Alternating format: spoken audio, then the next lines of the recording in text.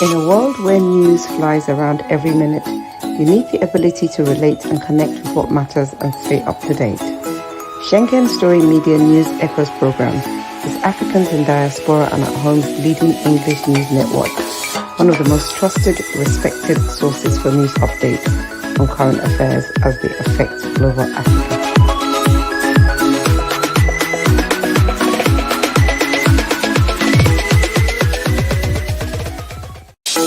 In a world where news flies around every minute, you need the ability to relate and connect with what matters and stay up to date. Schengen Story Media News Echoes program is Africans in Diaspora and at Home's leading English news network, one of the most trusted, respected sources for news updates on current affairs as they affect global Africa.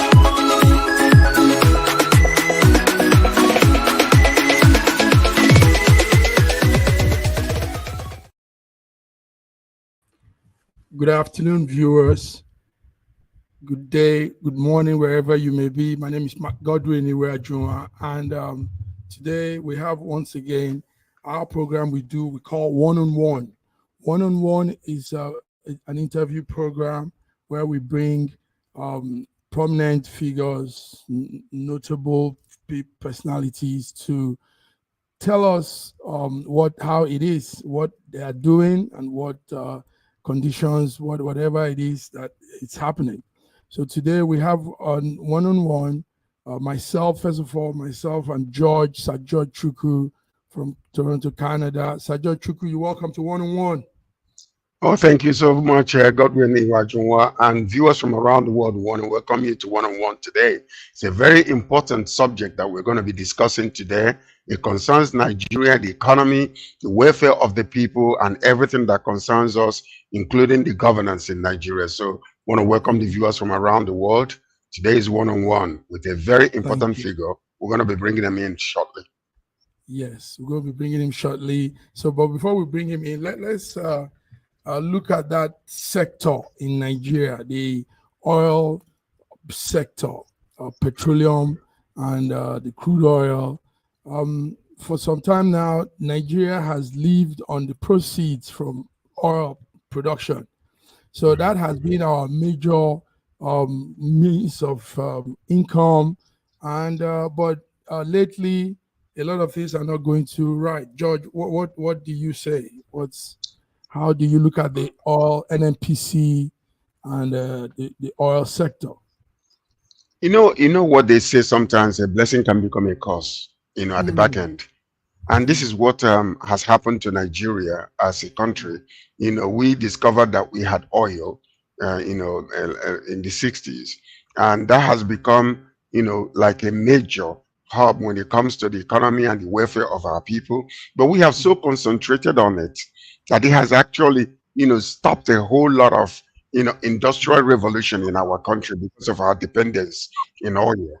So right now, the question is, this oil that is a major contributor to the revenues of Nigeria, has it become a cost for us because of our over dependency on that oil?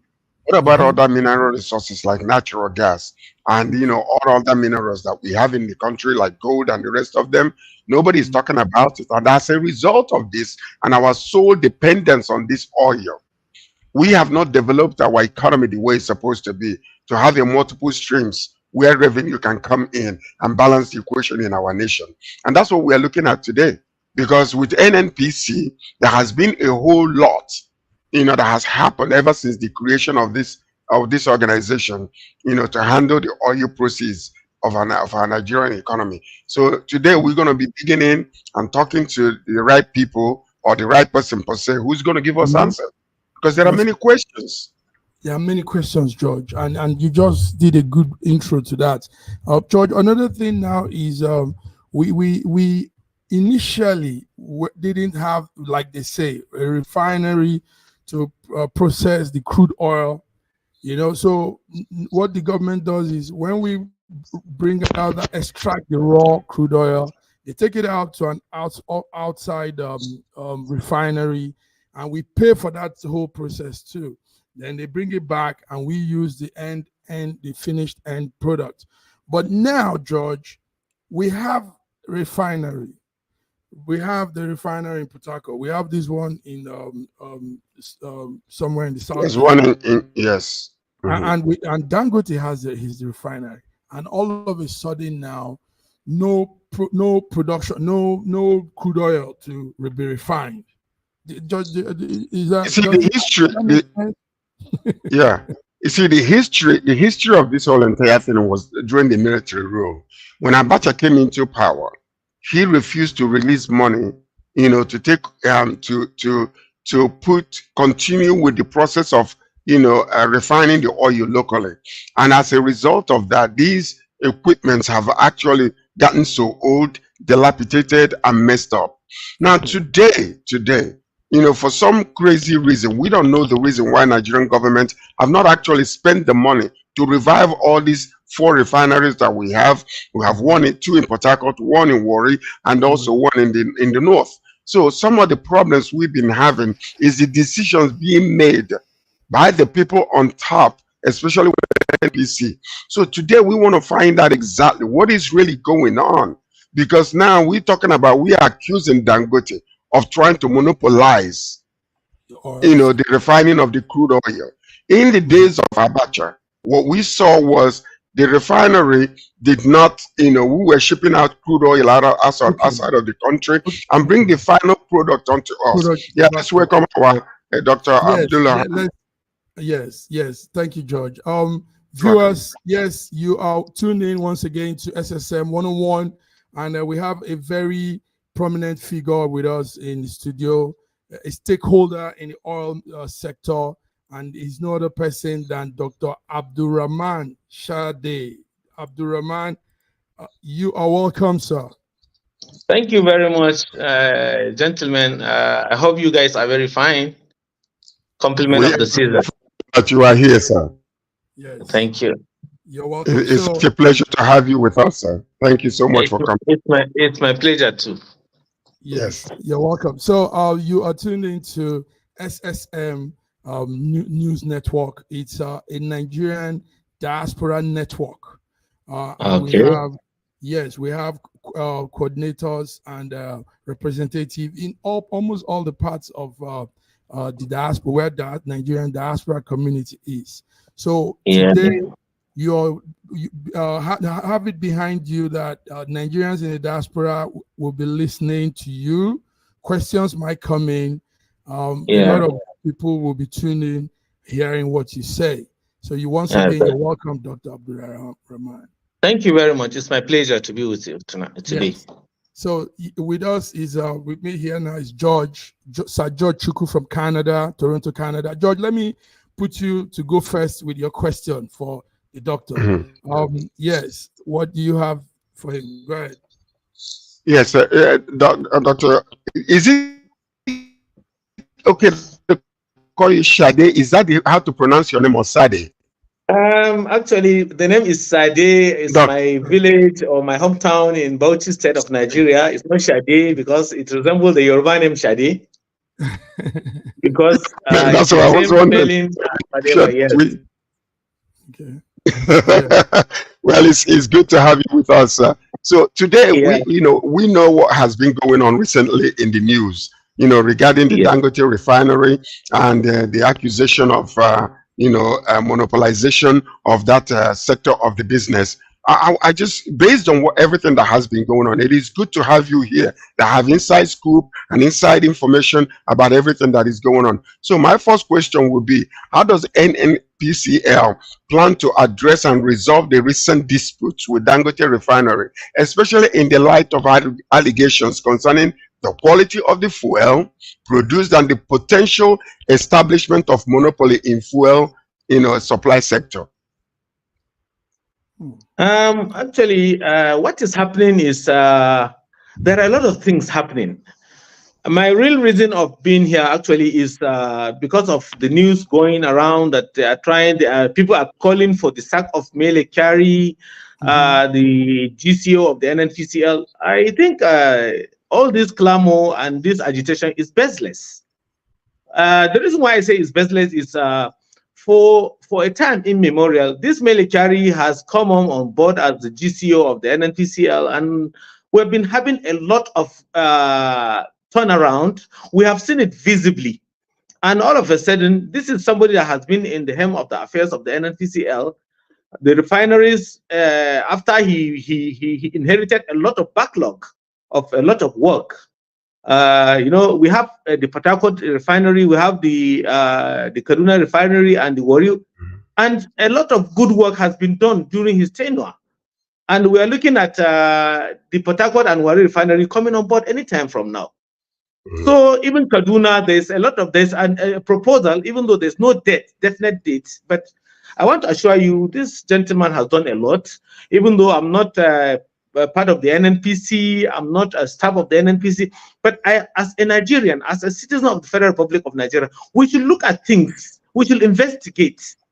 When I see on the news that people are looking like clamoring for the removal of Mele Kyari, that the reps want him suspended, I think we should not put the cart before the horse. We should look at what he has achieved and what he has like inherited as with regard to problems. So when I now come on board, I'm trying to look at it, say that the whole of the matter is there's no need. They need sacking Mele Kyari from NNPC is like starting all over again. He has done reasonably well for now. And the issue of the Dangote refinery, I have had the other gentleman who is the task force. He has spoken really well, Farouk. He has really spoken well on all the things that has been happening about the Dangote refinery. Dangote is allowed as a citizen of the Federal Republic of Nigeria and as a businessman to operate a refinery. But according to reports, there are a lot of stages which Dangote has not yet reached. It's bit by bit. They are the regulatory body of any oil sector outlet, like the NNPC, like the LNG, wherever you are going. Even if it's a filling station in your village, they have to go and look at it. Is it fit for it to be carried out or to be given the license? So the issue of coming to say that Dangote refinery is not fit and whatever, the regulatory body has already said it. Dangote has not yet met the specifications or the requirements, and he's on course. And they enjoy a very mutual relationship between him and that body. In fact, it has come to the end, according to what the Farouk was saying. Dangote used to even send letter of appreciation, and he expressed his appreciation over their cooperation towards coming about of the refinery. So the issue of saying the refinery is not doing this, it has not even yet reached the target. I hope you understand what I mean. Yes, very well. So my main concern is the way people are now saying Mele Kyari should be removed. I don't know. They should go and investigate and see what this gentleman has done for Nigeria. Okay, thank you very much. Doctor, obviously he cannot be there forever. Yes, absolutely. He has his tenure. You have said he has done pretty well. He has done something, which is true, because experience and that space of time he has been there as NNPC director has gained a lot of experience that nobody can just come into a road like that. But now what we want to ask is, what would be best plan for him? What about NNPCL having him as a head of a board of trustee so that he can still give advices, still give insights and things to whoever it is that might now come in as the director? What about so? What I want you to understand is there are two things here that you mentioned. Okay. Advisor and the GTEO. Now, I'm not saying Mele Kyari will be in NNPC forever. Definitely there are tenure. We never expect Tinubu will renew his tenure as the next GMD or whatever. But when Tinubu did, automatically there must be something credible about him. And in case he is going, I want people to look at it critically. What has this man done? And what is he found wanting? Not just because in Nigeria we have the belief that whenever there's a problem with a particular parastatal, fire him, fine. It's not about that. It's about sitting down, analyzing what this guy has done. If he is going, let him go honorably without people accusing him of one thing or the other. Okay. This is somebody that I know that works assiduously and tirelessly. This is one person I know, he is working. In fact, when you tell Melikari, thank you for today, we are okay, thank you for the services, he will bow and go. He will just leave. He's not keen in remaining. But the problem is when you start something that you know is good, you need to be given a chance to be able to accomplish it. Even if somebody is coming to accomplish what he has started, there's nothing wrong with that. So, but as you are saying, for him to be advisor is different with when he is now the chief executive. Okay. I hope you understand what I'm saying. Very well. Yes. So let me add another question, because the reason why he basically came into online, recently was because of his allegations against Dangote refinery. Number one, he was saying that they haven't reached that point, just like what you just said right now, and that the crude that they are using, or the refinery, the oil that they are refining, is in a lesser quality, to what we are used to in Nigeria. Could this be as a result of the fact that Dangote is actually accusing NNPCL that they are sabotaging him receiving the Bonny Light crude oil, to refine locally for us, rather than importing crude oil from other countries that might be of a lesser quality? Would that be the reason why what is going on, because I need to understand the balance between the accusation and the reality of it. In this country, or in the world now, with the social media, everybody having his Android phone around, everybody tends to be a journalist. What I want you to understand is, yes, because everybody will just create an URL, send it, and say this is this and this is that, without credible, authenticated source. Now, the allegation about the crude oil, the infiltrated, the oil that is substandard and whatever, who made the analysis? Who had made the tests? Who went and do the investigation to find out we have so things? And if it is that had to do with Dangote, go and find out that has Dangote already finished his refinery 100%? We are proud of Dangote as a person. He's a Nigerian. He has brought a good development, at least for an individual to come up with a refinery. It's something to write home about in the country, despite we have our own. But what I'm trying to make you understand is everybody saying this is substandard, it's just a matter of hearsay. Nobody has the genuine laboratory test of the oil and whatever. So we need to understand that everything needs to be investigated before you now go to public with any information.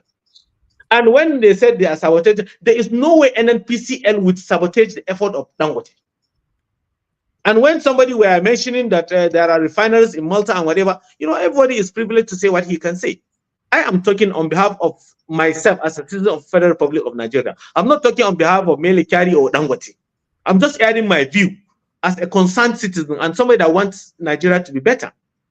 The issue of Malta, whatever, we have a lot of crisis when it comes to crude oil. We have the price when it comes to the importation and whatever. So when Dangote mentioned Malta, he knew where he get his own information. But as far as I'm concerned, when Melikari came out to ask Dangote to mention names, when somebody dare you to say, okay, mention names. If Melikari is found wanting, let him be punished. And for Dangote to mention some people in Malta and whatever, if there is credible information, genuine information, let it be brought to book. Nigerian security apparatus is one of the best in the world. They will be able to investigate. So the issue of they are sabotaging the effort of NNPC and whatever, I think all these things is part of what I now refer to as a quack media or journalism. Everybody wants to go to the get your data, go to the internet and start talking. It's not all about that. We need to respect the Constitution of the Federal Republic of Nigeria, what it stipulates for any other thing that had to do with activities of either oil sector, private sector, and whatever. Yes. Okay. Thank you very much, Doctor. But we can't overlook the power of the social media and what is going on, because somehow they bring also to us information that probably we never would have had years before. So one of such information is the fact that I hope you will put this to rest today, because a lot of people want to know. We used to have we used to refine our oil outside many years back. Is that correct, sir? We take Yes. our oil when we extract the raw crude. It goes out for to be refined because they say our refineries are not working. Now, Yes. Dangote has come up with this. Dangote is now telling us that there is not even the raw crude again for him to refine. So how do we make sense of all of this thing, even if it is the social media information that has come out? But somehow, Dangote is saying it. So what is all of this? We have a refinery, now we don't have the crude. When we didn't have the refinery, we had the crude. So who's doing what? Now, this is a very good question you are coming up with, you are raising.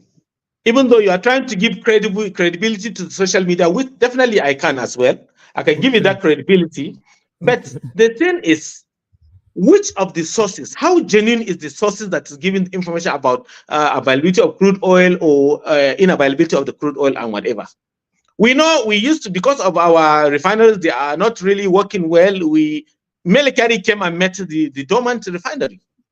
You understand? We have a lot of other GCOs, GMDs and whatever. Yeah. So we know that we export crude oil to be refined. This is understandable for everybody and it's allowed. Yes, and the Nigerian country, as a person, everybody knows we export crude oil and now we have the refined products. Now, for any other person to say, it's just like you said you want to build a filling station. Say, okay, go ahead and build your filling station. Now you have your tank underground, you have everything, but you don't have the license. Or maybe you have not put your dispensing pumps. There's no way you can operate that filling station. I hope you understand what I mean. So, Dangote, according to what the Umar Farouk has said, and I have it, and I can quote him, Dangote has not reached the fourth stage. He is still in the first and the second stage of the refinery completion. I am seriously backing Dangote to have a refinery, because he's a Nigerian and he's doing it for Nigeria, which is we are proud of that. Very, very impressive. But exactly, it's a very interesting development, and we have seen his effort through the former President Buhari, and we have come to a situation whereby there is a refinery that is owned by an indigenous businessman in Nigeria. So the thing is, let's go and check. Has the refinery been fully built? I am talking on behalf of, I'm not talking on behalf of, but I'm quoting Umar Farouk, Engineer Farouk, Umar Farouk. Yes. You understand? So the issue of sabotaging and whatever does not even arise. And let me not run away from the question you asked me. Yes, doctor. We have the crude oil, and they're importing. Just yesterday, I had the spokesperson of the NNPCL saying there's a gridlock where all these products have been offloaded. We understand, we can understand. Sometimes the flood, sometimes the roads, sometimes a lot of things could be a factor that will lead to a scarcity. But as I'm assuring you, there is nothing like no crude oil or no product that is coming to the country in return of the crude oil. I don't think that is true. And I want you to investigate fully. Now, like for instance, you are in Canada. I can give you an information about what's happening in this country. I can tell you there's a riot here, there's a riot there. But when you send another person, the way he look at it will be different from my own perspective. That's correct. Very true. I hope you're with me. Very true. Very true. Okay, Dr. Sade, there is something that I want you to address. In your own view, how do you view the NNPCL view of the involvement of the legislature, such as Philip Abase in the regulatory and operational matters? And what steps are being taken to ensure that the legislative process does not impede the corporation's objective and regulatory compliance? Because recently he came out and he was siding with one side, but I want your view over his Philip Abase's involvement in this whole issue. Okay. As a legislator in the House, yes. What I'm saying about the legislative aspect of our country. Now, instead of a clamor or somebody asking for the sack or the suspension of Mele Kyari, I think they should set up a committee, which they are very good and they are well known for that. Set up a committee, investigate the whole situation. What is going on? What is supposed to be done? What has been done? And what Mele Kyari deserves. Not just going to the media. I don't know whether it's generally from National Assembly or is the social media that I told you, everybody having an Android phone. But the issue of saying, get Mele Kyari sacked or get Mele Kyari removed does not matter. Does not solve the issue. What we want the legislative arm of the government is to set up a committee. I know when they went to the Dangote refinery, and I saw it on the news, it's all over, and they are everywhere. The good thing about our legislative arm of the government is they are very agile. They can travel. Within no time, you see them in anywhere that concerns the public. So let them come up with an investigative committee to find out exactly what is the situation in this aspect of the oil sector of Nigeria. So the only solution to this is for them to come up with a committee. Let them find out what is exactly happening, not just jumping into conclusions. But Philip Abase is one of the committee in the House that is looking into the situation between Dangote Refinery and NNPCL. You know, NNPCL is a profit organization, right? Yes. Because it's a limited liability right now. Yes, it is. Yes. Okay. So in that sense, then, do they view Dangote as a competitor to them? Do they view, because I want to see the balanced view from what is really happening. It was only recently that Dangote himself said that NNPCL did not pay the amount of money they're supposed to pay in order to get the 20%. That what they have right now is only 77%. Based on the amount, based on the amount that they have contributed so far and have refused to contribute further. Number one, my question is, why did NNPC not conclude what they started to end that 20%, investment in Dangote? And how do we view the relationship between the two? Would it be like what I call can they reach a common level of understanding that will be profitable to the nation, rather than looking at each other? Let them look in the same direction together. Now, what I want you to understand is, you and I didn't know about the Dangote refinery until when it has reached a certain stage. Yes. There must have been a documentation. There must have been an approval. There must have been an agreement and so many other things. So what triggered this issue of Dangote and NNPCL is when there are people around that have interest, not the interest of the government. If you ask NNPC, they will tell you exactly what they have invested in the Dangote refinery. Unlike some people are saying it's 7%, some people are saying it's 20%. Now, the government policy is a processional activity. It's something that takes process from one thing to the other. Because I cannot just bring a file to you as an MD and say, MD, just sign this file for me. I want to go and get something out of your parastatal or your company. It has to follow through a lot of processes. And there are a lot of agreement and treaties. So for people to come around now, it has triggered a lot of people, a lot of false information, a lot of false insinuations has triggered a lot of crises that made you and me understand that there's a crisis or there's a problem. That's correct. People were even calling for the sack of that engineer Farouk. That Imam Farouk is very innocent as far as I'm concerned. He is doing the right thing and he is doing it according to what he met on that table. Any other person can be there. He explained himself that there are a lot of things that any other person had to be done for him to be given a final certificate. So that issue of 7% and 20% is something that we need to ask the true picture from both NNPC and Dangote, because they are partners. You don't have oil, I don't have oil, we are consumers, even though you are in Canada. But in Nigeria now, despite we have some little queue on the filling station, but NNPC has been able to come out and say their own reason. The most important, the most viable form of transportation is the railway, which is not yet, is not as it was before. Before it is tanker, you see them on the rail, but now it is lorries, it is the trucks. which sometimes you see road blockage, you see flood, you see a lot of things. So in my own view, the issue of accusing either Dangote or NNPC does not really arise. We need to come up with a committee. We need anybody that wants to talk about NNPC should go and find out the crux of the matter.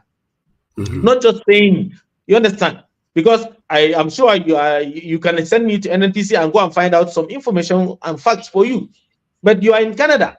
Somebody will be outside the country. Like the recent protest that is, they say they want to do. I don't look at protest as a solution to our problem. Most of these the people that are trying to finance the protest are not even in the country.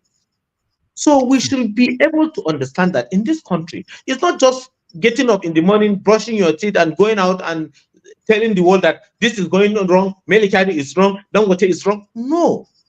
We should be able to sit down and understand, get the facts of the matter. Okay, let me ask you another question right now. I know, but you know, I mean, if it's not broken, why try to fix it, right? Yeah. Okay, now. So if come again. If it's not broken, why do you try to fix it? Why try to fix it? Why try to remove Kerry that has done such a good job before?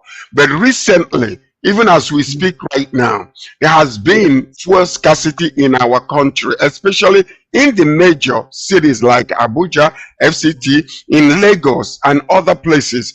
There are lines, and then NNPC just declared a state of emergency because of that. And they're giving excuses, or let's say reasons, not excuses. The reason why the fuel scarcity was because the ship that is carrying the refined crude oil has not been able to bring out the product. Could you provide more details on the specific operational hitches and encountered during the discharge of operations of the vessels at the seaport, and what measures are being taken to prevent such issues from occurring again? Because it's costing the country millions upon millions of dollars when the fuels are not available. The people suffer the work. You know, the food transportation is affected. People cannot go to work, you know, the way they're supposed to. So there are many situations that are being affected with this particular fuel scarcity in the country. What can be done? Can you give us anything that you know that the NNPCL that are doing to prevent this from happening again? Well, this is an absolutely technical and professional question you're asking. But I'm not going away from the question you ask. I will definitely give you, as a citizen and as an individual, based on my findings, I have found out that there are a problem of loading the product. And the other time we had some crisis on the fuel shortages in whatever in the cities like Lagos, Abuja, and Port Harcourt. It was as a result of flood.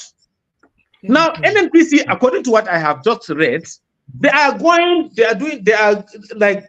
seriously working to be able to make sure that this product that has just batched at the sea is offloaded for the consumption of the Federal Republic of Nigerian citizens. So the issue, you know, sometimes because of that is now another issue of the Dangote refinery that came in. If we have all our refineries there working, definitely we wouldn't wait for any ship to bring. But because they are not functional, we have to wait. And there are a lot of processes. It's not like you bringing rice to your house in a bag and say, you just go, you give your wife the rice, the raw rice inside the bag, you just go to the table and pick your spoon. You have to wait for her to parboil it. You have to wait for her to boil it. You have to wait for her to do this. You understand? So, I don't want us to be rushing these people, even though it is their own responsibility to make this thing available. You understand? It is their responsibility to make the fuel available to the citizens of this country. But as far as I'm concerned, we have to wait for this product. And because of the chain of the hiccups, there are saboteurs. Sometimes some people will just be there just to strangle the effort of any other person. I was rushing because I know you are going to be here by 4 o'clock dot. You're going to be here. So I was rushing because I had to go to where I will make sure that I give you the questions because I offer to speak as a citizen. Yes. So I am assuring our fellow Nigerians, even though I cannot assure anybody, but I am telling them based on what I read, based on what NNPC has said, this product will be available in the very shortest little time. Thank you very much, Doctor. Doctor, there's a question from a viewer. He says, I think this viewer knows Kiari very well. He calls him Kolo. Is that his name? Kolo? Yes, Mele Kolo Kiari, yes. Mele Kolo Kiari. He's a Nigerian. He's the chief executive officer of Nigerian Petroleum Company Limited. He knows his onions. He says he's a geologist. Is that correct? Is he a geologist? Did he study geology? Okay. So this viewer is saying he knows his onions and he knows how to go around this operation. So let's see how he comes through and wish him the best. Okay. That's a viewer's comment. I think somebody that follows the gentleman Kiari. Now, finally, from my end, Doctor, you sound very passionate for Nigeria, and we love this. We want to see a united Nigeria, progressive Nigeria, and a Nigeria that will be what we are truly are. We are truly giant of Africa. We are truly a dynamic set of people. You know. Yes. Now, Doctor, sincerely speaking, what are your hopes? What do you think could happen in this ministry, in the crude oil petroleum ministry? What good can come out for the good of the progress of our country, the good for the citizen, having access to? I mean, the countries, for example, outside Nigeria that produces oil, Doctor. These are the best. These are where you have the best life standard of living for citizens. You know, talk of Norway, talk of Canada, where he is. Talk of, I mean, some of these places you have the best life. In the UK, Scotland produces oil. I tell you, the life in Scotland is quite different from the life in other parts of the Britain. So why can't we just be like, at least to a level, be like these countries producing oil? Let's look at the Far East, Qatar, Oman, Dubai. All of these countries are enjoying the dividend of oil production. So why can't we, Doctor, tell us what is the hope for us as Nigerians? Actually, I am very hopeful and I believe in one Nigeria. Yes. Now, the thing is, we as the common people, from the downtrodden, like the masses, let me say, from, we have the three classes. We have the common man, the masses, the bourgeoisie, and whatever. You understand? The bourgeois, yes. So we need to put Nigeria in our hearts. The biggest problem we have is we don't have the civic responsibility, or our own idea of the country is not so passionate like the other countries. Okay. I want to assure you, based on what Mele Kyari came and met, I'm not talking on behalf of Mele Kyari. I'm not close to him. I don't work for him. But I have been monitoring keenly about the activities of the NNPCL when it is government, when it is now privatized and whatever. When we put patriotism, anything that had to do with the government, people look at the government property as a property for nobody. We had to guard our property, our government property, jealously. And I'm assuring you, if we can start from the grassroots, if we can get enough respect for our country, patriotism, sense of belonging, we have to be law-abiding. A lot of things. I can understand the NNPC had to go extra mile to be able to safeguard our pipelines. If we can be able to do what the government of other countries can do, I'm telling you, Nigeria will be better off. Yes. And I want to advise our leaders to be transparent. Let us look at the common man. There's hunger in the land. You will see one man will be having like 10 trucks of rice in his house, and his neighbor doesn't have even one single major. Oh. I cannot imagine somebody riding a vehicle of 280 million naira, and somebody is even walking on his street without slippers. We had to change our modus operandi. We had to change. We had to make sure that we had to go back to the drawing board. And I'm telling you, this protest they are trying to protest, it's something that we can sit down and amend it amicably. Okay. Definitely, the country is in hunger. We are hungry. The country, the leadership of the country, we had to make sure that we cut costs. What happened in Kenya, I don't want it to happen here. I don't pray for it. But immediately during the riot, the president came out. He cut the cost of almost everything. But I am imploring the government to be able to look at this issue as soon as possible. So my own solution is, I think both the ruling class, the common men and whatever, we need to come on board. We need to make sure that, yes, we are putting all hands on deck. Everybody should contribute his own quota so that we can make Nigeria better. Thank you. As an honorable member of our country, and I mean that from the bottom of my heart, to have you to come here on behalf of Mr. Kerry, it is very notable and very, very, I don't know how to describe, the fact that you would take out your own time to come to defend this man, knowing the history behind his achievements and everything that he has already done. It speaks volume of you as an individual, as a member of our honorable member of our community, that you will come out and take out time to let the nation know that this man has done so many great things. And as a man in your own caliber also, you are putting your image on the line to defend him, which I applaud mightily. Because if people like you does exist in Nigeria today who will speak out the truth about what's really going on, then the solution is imminent.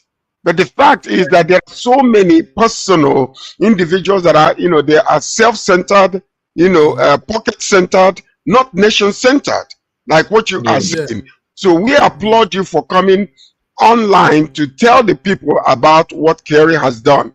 And to me, I haven't seen anything that is really happening, because people that are fueling this, like you said before, possibly had some interest in what is really going on. So, in final, just what you have said is so beautiful so far. But I want you to speak directly to Nigerians right now. For these few minutes that we have, speak to Nigerians about your heart regarding what is happening with the fuel subsidy, because there is allegation right now that the fuel subsidy is still being paid. And the government has not come out to say, no, we are not paying it. And we know that, scientifically and mathematically, it is impossible for them not to be paying based on the price of fuel on the stations and what is being paid with the crude oil and, transportation back to Nigeria. So what would you say to Nigerians today as an honorable citizen of our country? How to maintain peace, how to have patience, and what do you think they should do, even with all of this happening right now in our nation, in order to bring peace and maintain peace and bring the prosperity that we need in our country? Now, thank you very much once again. I think in conclusion, what I'm trying to make our fellow citizens of the Federal Republic understand is, even though I want to make a point of correction, actually, I'm not here on behalf, when you said on behalf of Mele Kyari. Mele Kyari doesn't know I'm going to do this. I'm just talking because I am a Nigerian and I have Nigeria in mind. And I'm well traveled. I've seen a lot of infrastructure in so many countries. I can give you a comparison of fuel price, farm price in Ghana, in Canada, in Qatar, so many other countries. But what I'm trying to say is we need to be patient in a very amicable way. We need to be patient. We need to be diplomatic in our approach. Nigerians, one thing we can put in our heart is patriotism. Once we are patriotic, and the most important part is let us pray to our leaders. I don't know why you can abuse a leader. Somebody that is leading you, you are abusing him, you are causing him. And I don't know how you want it to work. So I'm imploring of our people in Nigeria. We know there is hardship. I am a villager. I used to go to my village. I have enough experience of what is going on in this country. Whenever I get the necessary opportunity, I will meet the president. I will meet any other person concerned and tell him that, look, Nigeria, we need to come back to the drawing board. And you need to be paddling your boat while you are looking whether there are people that are creating a hole on it. The president should sit up. President Bola Ahmed Tinubu should sit up and understand that there are a lot of saboteurs. The issue of subsidy and whatever, he inherited the subsidy issue has been inherited. Buhari, during his own campaign, he said immediately we come on board, we will remove the subsidy. And Buhari, until he finished, he has not been able to remove the subsidy.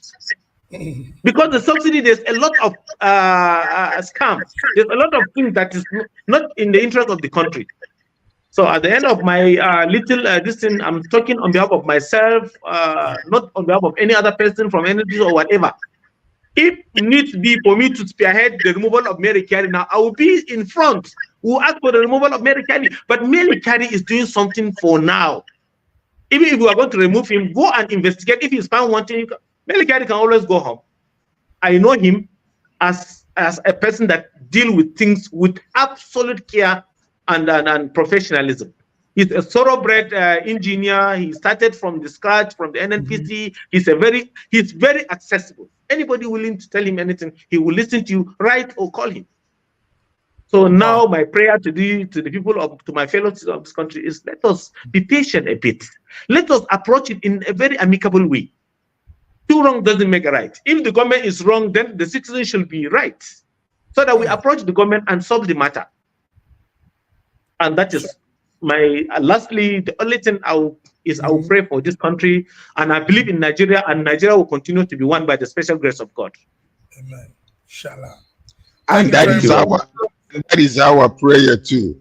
Yes. That is our prayer. But I just want to also commend you and thank you for taking out the time, because it's really, really important that we have people like you, honorable members of our communities and societies in Nigeria, who will come out because of your love for our nation to set the story straight and let us know what is in your heart. So we truly appreciate you and thank you so very much.